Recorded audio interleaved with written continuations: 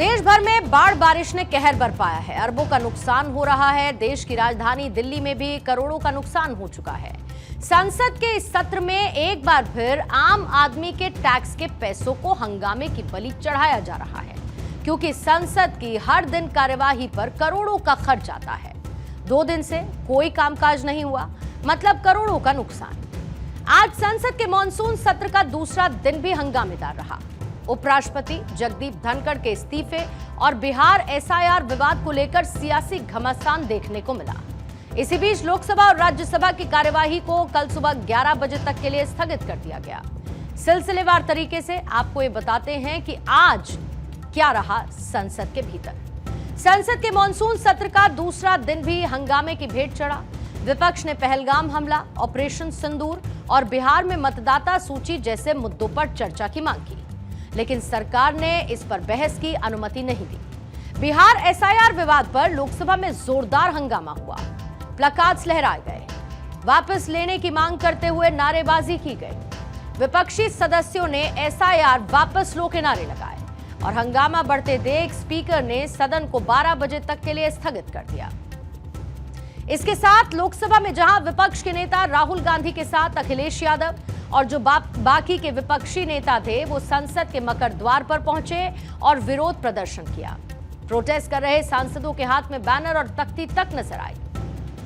कुल 3 बार सदन की कार्यवाही शुरू करने की कोशिश की गई। विपक्ष के हंगामे और विरोध प्रदर्शन की वजह से हर बार कुछ ही मिनटों में कार्यवाही को स्थगित करना पड़ा। पहली बार लोकसभा और राज्यसभा की कार्यवाही 12 बजे तक के लिए स्थगित की गई।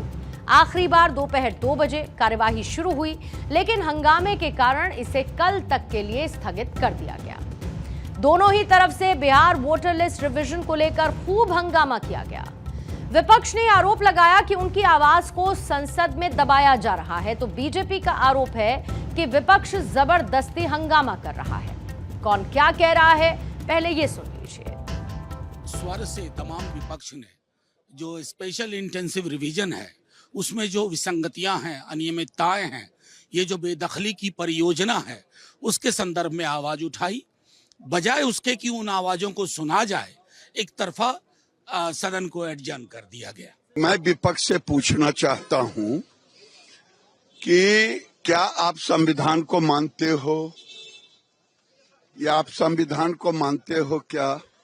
अगर संविधान को मानते हो तो क्या 2003 में नरेंद्र मोदी देश के प्रधानमंत्री थे?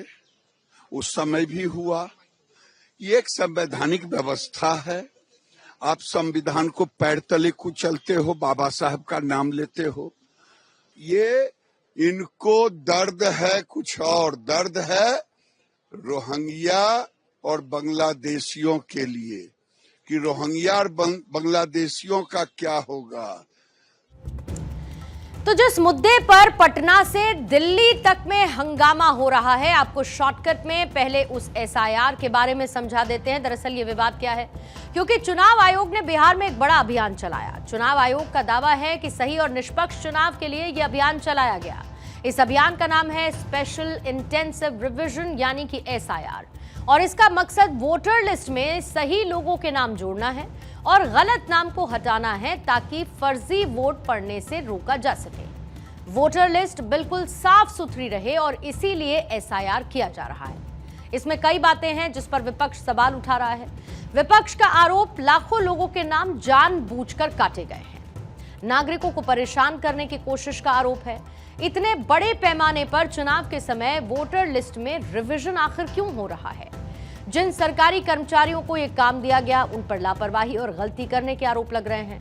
वहीं चुनाव आयोग के मुताबिक बिहार में एसआईआर में अब तक 11,000 फर्जी वोटर मिले, जिनका कोई अता पता नहीं है। उनके पड़ोसियों को भी उनका कोई अता पता नहीं कि वो कहां रहते हैं, और इसी को लेकर पटना से दिल्ली तक हंगामा बरपा हुआ है। आपको बता दें कि बिहार में जारी एसआईआर को लेकर लड़ाई संसद और सड़क के अलावा अदालत तक भी जा पहुंची है, जहां पर सुप्रीम कोर्ट में जंग पहुंची और 11 विपक्षी पार्टी, कुछ एनजीओज और बिहार के कुछ लोगों ने सुप्रीम कोर्ट में एक याचिका दायर की। इसमें उन्होंने एसआईआर को रद्द करने और पिछले साल दिसंबर में बनी हुई लिस्ट के आधार पर ही चुनाव कराने की मांग की थी। हालांकि चुनाव आयोग ने कोर्ट से इस याचिका को खारिज करने की अपील की है। इसके अलावा जिस दूसरे मुद्दे पर संसद में हंगामा हुआ वो था ऑपरेशन सिंदूर। आज फिर से सदन में पहलगाम आतंकी हमला और ऑपरेशन सिंदूर पर चर्चा की मांग उठी। अगले हफ्ते लोकसभा में इस मुद्दे पर 16 घंटे और राज्यसभा में 9 घंटे बहस की जाएगी। लेकिन अखिलेश यादव ने इसको लेकर सवाल उठाए हैं। उन्होंने कहा कि हम लोग भी चर्चा के लिए तैयार हैं जब प्रधानमंत्री रहेंगे। बिना प्रधान के क्या बयान दें और किसको बयान दें। लोग भी तैयार है चर्चा पर जब प्रधानमंत्री रहेंगे। बिना प्रधान के क्या बयान दें और किसको बयान दें। क्या भूल हुई, क्या चूक हुई, क्या गलती हुई, इंटेलिजेंस फेलियर रहा, कोई एक बार नहीं हुआ। पुलवामा भी हुआ, फिर पहलगांव में हो गया। सरकार हर विषय पर चर्चा करने को तैयार है और कल पार्लियामेंट की बिजनेस कमेटी में तय हो गया कि 16 घंटे चर्चा होगी ऑपरेशन सिंदूर पर। उसके बाद कांग्रेस का या विपक्षियों का हंगामा क्यों, नारेबाजी क्यों, पोस्टरबाजी क्यों।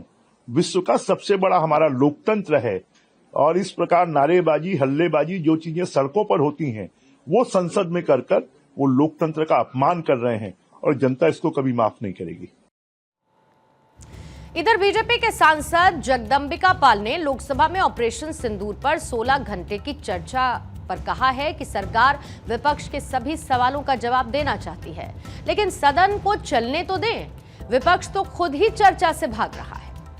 फिर सदन में हंगामा क्यों खड़ा किया जा रहा है। कल जब विपक्ष और कांग्रेस पार्टी वेल में आ गई थी उस समय मैंने राहुल गांधी से कहा कि आप अपने सदस्यों से कहिए कि हाउस को इन ऑर्डर करें और अवसर मिलेगा और सरकार सभी प्रश्नों के विपक्ष का जवाब देना चाहती है। प्रधानमंत्री जी ने भी कहा था कि ये सदन चर्चा के लिए है और ये इस बार का और महत्वपूर्ण है कि पूरे विश्व ने देखा कि भारत की सेना का जो शौर्य और पराक्रम है, जिस तरह से हमने सटीक 22 दिन में 22 मिनट में 100% हमने नेस्तनाबूद किया, चाहे लश्कर तोयबा हो, जैसे मोहम्मद हो और हिजबुल मुजाहिदीन हो।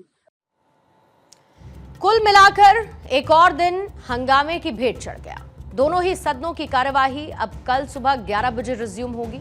अब बड़ा सवाल यह है कि क्या इस बार भी संसद में देश के अहम मुद्दों पर चर्चा होगी या इसी तरीके से हंगामे में करोड़ों रुपए बर्बाद हो जाएंगे। दरअसल अगर संसद में कार्यवाही पूरे दिन चलती है तो तकरीबन 9 करोड़ तक खर्च आता है और इसी के साथ अगर हंगामे के चलते संसद भंग हो जाती है तो इससे भारी नुकसान होगा। अब कल क्या होता है, देश के आम आदमी के पैसों का सम्मान या फिर फिजूल खर्च, ये कल ही दिखेगा।